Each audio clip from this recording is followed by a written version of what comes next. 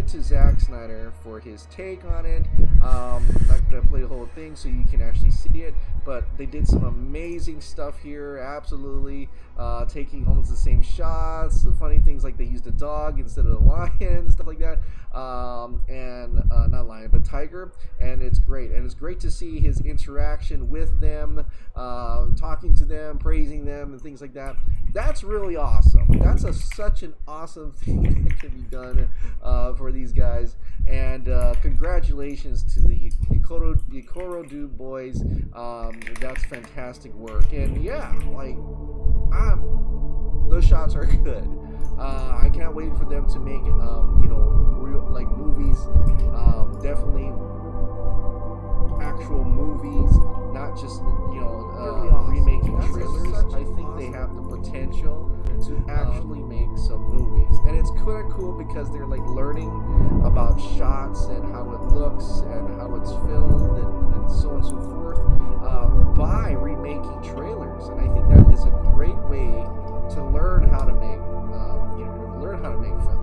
And I thought that was an incredible job. So it's great to see Zack Snyder give him a little bit of praise right there. So that's awesome. Talking about Netflix, this came up, coming from the film updates. Netflix film chief Scott Stuber reveals that they've had conversations with Christopher Nolan. We've spoken quite a bit, and global distribution in cinemas is still something he wants deeply. If we can't provide that, it'll still be an issue for him. Of course, Christopher Nolan wasn't happy with Warner Brothers because of the whole straight to stream, the same day premiere. He is a huge YouTuber buff, and he wants the distribution absolutely to go to cinemas. But the fact that he's actually talking to Netflix a lot is interesting. I mean, there was rumors that he wanted to walk away, he wanted to leave Warner Brothers and stuff like that, take his movies elsewhere, and this could be part of that as well, as he's literally saying that Netflix is working well with directors, giving the visions back to the directors, giving the power back to the directors, including his very own friend Zack Snyder. He's seeing that how they're treating Zack Snyder. They're absolutely giving everything that he needs, giving the money he needs, and the budget, and whatever he needs to do creatively to make Army of the Dead. Christopher Nolan is probably like, I think this is a good, would be a match made in heaven, but we still gotta get through with getting me a cinematic experience for all my movies, even though this is Netflix, right? So I don't know how they're gonna work that out or what they're gonna do with that, but they're still having conversations, and it seems like it hasn't died down or anything like that. They've talked a lot, and so it's great to see. So, but it's another thing that Warner Brothers, man, if they lose Christopher Nolan, man, that's gonna be crazy. That's gonna be pretty crazy if they lost Christopher Nolan. All right, well, let's talk about a movie that did come out. Not that. Mortal Kombat. Where is it? Mortal Kombat writer Greg Russo reveals storyline for trilogy plans. And I'm gonna go down to the part where he talked about it. Everybody was focused on movie 1, right? You don't get a trilogy without it, Russo explains. But as a writer, you should never be painting yourself in a corner. That's my motto. You should always be thinking about where can your story go even beyond the 2 hours. This is not a lot of time that I have to tell this story. Where else can it go? So I always saw it as leading up to something bigger. And so the idea then became, all right, we have a certain amount of characters we can fit, don't have the luxury of having individual movies of all these characters. I'm getting thrown right into Avengers mode, which is fun and a challenge. But I knew that there were other characters I just couldn't get in, and actually didn't even make sense to bring in yet for the story. So then it became a matter of, well, who's the big characters that we want to save? Because you also don't want to use everything. And it's almost kind of interesting, because I know there was another headline that went out saying that they were trying to copy the MCU formula, which is actually, they're doing it differently. They're copying Justice League formula. They're doing a Justice League movie before the individual characters. Movie 1. So this is how the 3-act structure for the trilogy would have went. And it could still be, because I think it's actually pretty successful. Movie 1, we were always kind of setting this up as, well, I was setting it up. It's basically in my head. I always saw movie 1 as pre-tournament. So that's what we got, the pre-tournament. Then movie 2 is hopefully tournament. Then movie 3 is post-tournament. So the idea was this was going to be a pre-tournament movie that would hopefully sow the seeds for the tournament, the final. And I guess maybe the post-tournament is like they can't win through the tournament, so they're gonna go on all-out war or something like that. I don't know. But that'd be interesting. I would love to see the Mortal Kombat trilogy. All right, let's get into the Peacemaker. John Cena is seen on set filming for the Suicide Squad HBO Max spin-off Peacemaker. It's just a really small little update. I guess he has a happy birthday. What is that? He has a happy birthday balloon. I don't know if he's wishing someone a happy birthday or it's his own birthday, but he's very bloody there. So you know that this Peacemaker HBO Max series is definitely going to be gory. It's going to be bloody. Pretty much what James Gunn would probably want in any of his movies or shows. So that's gonna be crazy. All right, Dwayne "The Rock" Johnson is in Atlanta going to the recording set for Black Adam. It's coming from DC Versal. This is probably as close as we get to photos from the movie set. So that's it. That's all we got. We got nothing else other than this shot right here of the set. He's going to the recording to to film Black Adam. Though he did give a little insight about Black Adam. There's a whole bunch of stuff here, but I'm just going to this part where he says, yes, our goal for Black Adam was to create a real life superhero villain physique and become the first actor who did not require padded muscle in their superhero costume. And so this is about that little article about scene ready physiques, right?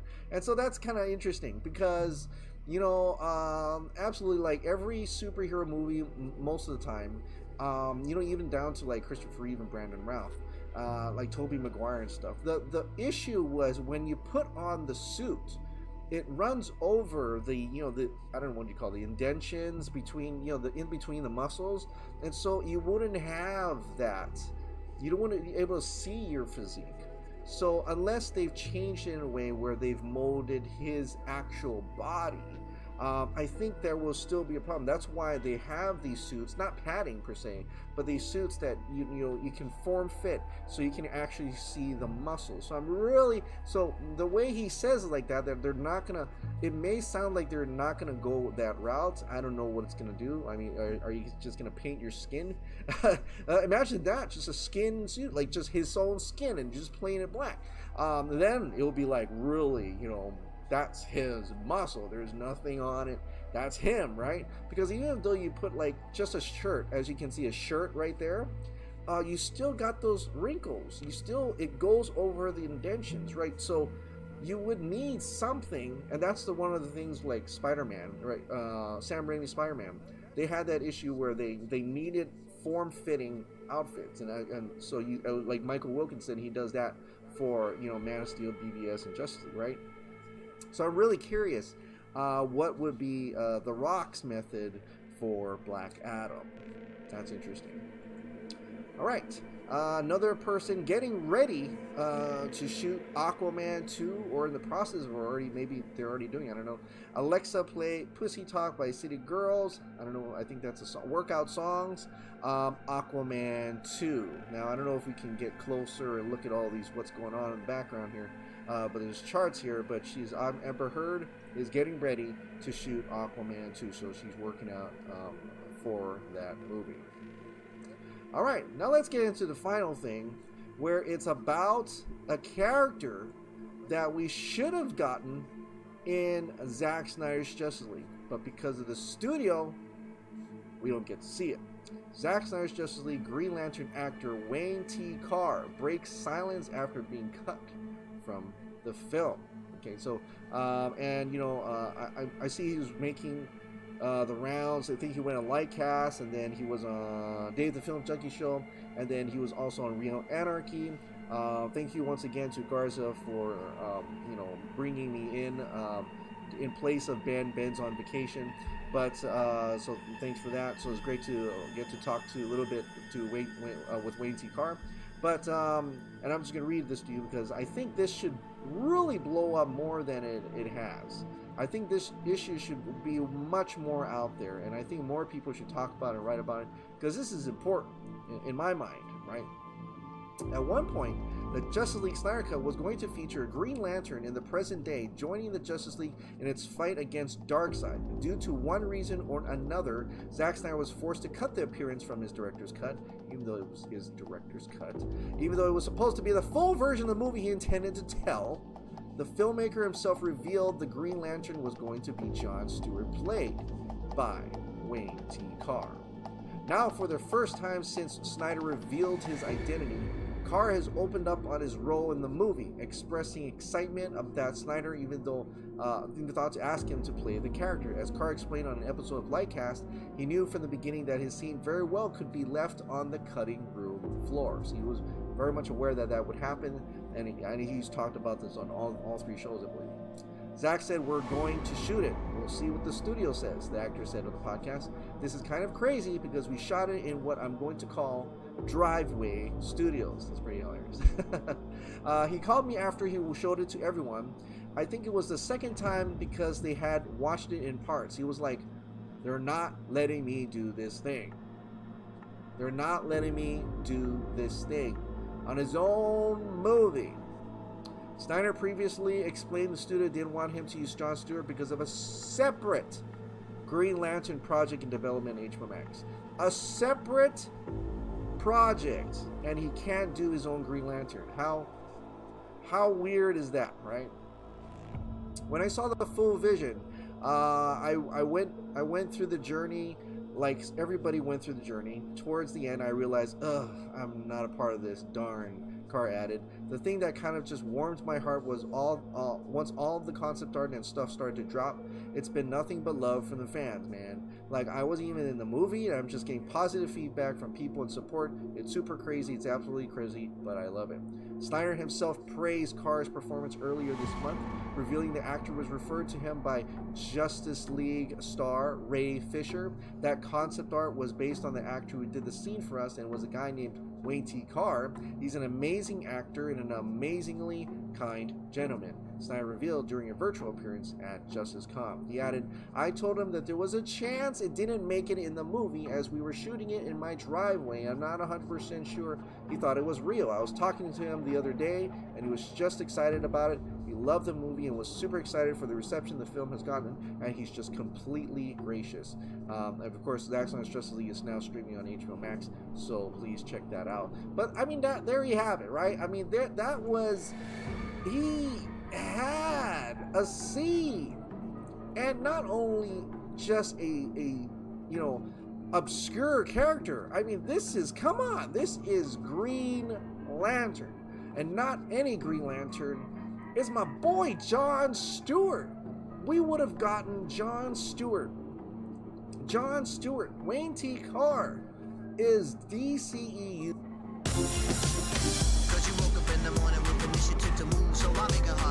Michelin used first John Stewart. In fact, you can probably say, I know there was the other Green Lanterns that died in DCU, but Kilowog and the other guy, but basically the first primary, like the first Green Lantern, essentially, and it was going to be John Stewart, and Wayne T. Carr was going to play him, and that is absolutely something that we should see. They should release that Green Lantern scene. Why hold on to it? Like, why? Why tell Snyder, says you can't release that, you can't shoot that?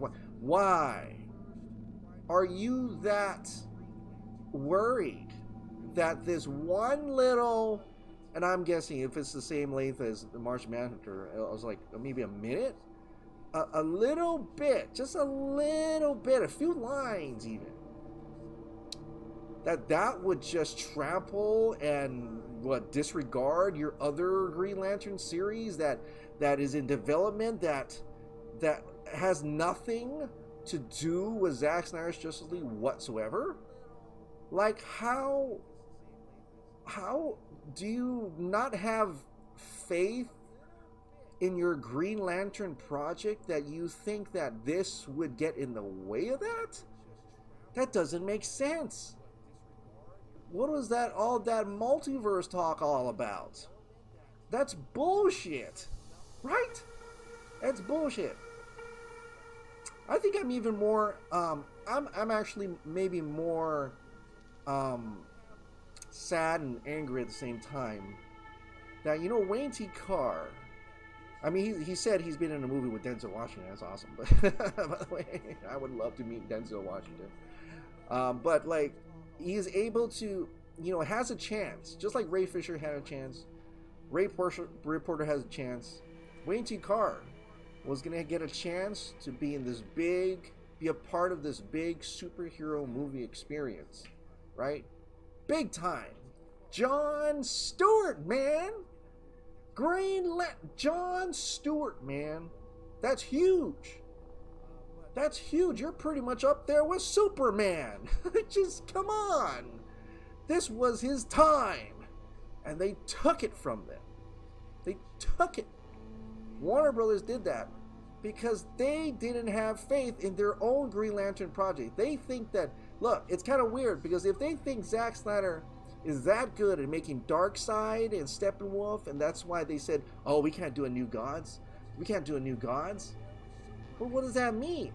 Then if you have that mindset that Zack Snyder is that good, that he's making Jon Stewart, he's making New Gods and stuff, wouldn't that give you the ideas as, okay, for anybody else, they would say, if they have that mindset, that means they should continue that verse, right? They should continue that universe. If they think he's so good that they're not capable to be better than what he puts out. So instead of putting out their own stuff like New Gods, because Zack Snyder put out the Darkseid stuff, they're telling him, don't put out Jon Stewart because we want to put out Jon Stewart. And in a way, they're saying that Zack's Jon Stewart, even though it's like probably less than a minute, is going to blow our Jon Stewart that is going to be an entire series. How crazy is that? How crazy is that? I don't know whether to call them like inept or cowards or just stupid. I don't know. Hypocritical, probably. But I just feel so bad. And I know this happens in Hollywood lots of times, but when you finally hear about it, you're like, man, he had it right there. He shot it, he's right there. There was an opportunity right there. And it's called the director's cut, for crying out loud. It was the Snyder cut. If they weren't going to continue, if they were calling this a cul-de-sac, this would have been the best opportunity to say, hey, let's just end it right there. That's it. Let's just stop it right there. Let's not do any more, but give it all you got. This is your chance, Zack. You want to throw out all your bullets. This is your chance. Bring out, fire all your bullets, because we're saying that we're not going to continue your universe, so you might as well just give it all you've got. No, instead they stop him. They says, well, don't give it all you got. This is but we're not going to continue. But at the same time, you can't make it like it would actually end as well. It's like it doesn't. There's only 2 more movies to this thing. And even if we were going to continue, why didn't you just let him throw whatever Snydery stuff he wanted to put in there? What are you they are absolutely afraid of something. I'm going to bring up Stephen Colbert's tweet. Not Colbert, but Colbert's tweet. I like this one. Stephen says, the irony is I imagine the only way to truly make Restore Snyderverse go away is to just finish the story. Then you can have a clean break without the forever looming what if of the Snyderverse and all the drama that comes with it. Besides, there's plenty of roadblocks. If you try and Zack says no, or Affleck says no, or whatever, then you can say, we tried the Restore Snyderverse, but it's simply not possible. Take this graphic novel animated version instead, and then finally properly wash your hands of it. The Snyder Cut was 6 chapters, but was almost 4 episodes. JL 2 and 3 were originally one movie split into 2, so there's an easy 8 to 12 episodes to wrap it all up if they want to restore the Snyderverse that way.